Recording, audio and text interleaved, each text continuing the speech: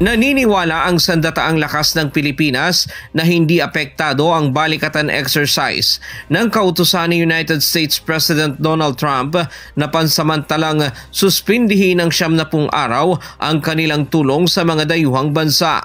Kumpiyansa ang tagapagsalita ng Armed Forces of the Philippines o AFP na si Colonel Prancel Margaret Padilla na ang matagal ng kasunduan sa Amerika gaya ng Visiting Forces Agreement kung saan nakapaloob ang balikatan ay hindi apektado ng kautusan. Sa side ng AFP kasi, ito yung ating mga long-standing agreements with them, which is we have our Visiting Forces Agreement, nandyan nakakapaloob yung balikatan. And through the years, solid naman ito, no? Kahit nung una pang umupo si President Trump, nagtuloy-tuloy naman ito. Ani Padilla, ang Visiting Forces Agreement at balikatan ay kasunduan at hindi tulong mula sa Amerika. Pero ipinapaubaya na nito sa mas nakakataas na mga opisyal ang usapin sa ibang tulong na ipinangako ng Amerika. This is not a US aid.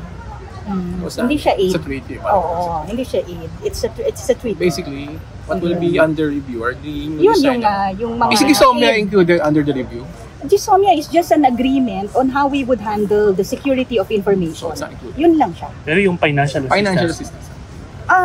Kaya nga, we leave it to higher authorities kung saan siya. Kasi medyo generic din naman yung statement nila. Matatandaang noong Hulyo ng nakaraang taon, inanunsyo ng Estados Unidos na pagkakalooban ng $500 million na foreign military financial grant ang Pilipinas. Samantala, ayon kay Padilla, mas maraming bansa ang nagpahayag ng intensyong lumahok sa balikatan exercise ngayong taon. Aniya ang balikatan ngayong taon ang isa sa pinakamalaki sa kasaysayan kung saan maaaring maiugnay ang pagsasanay sa lupa, dagat, himpapawid at cyber maneuver.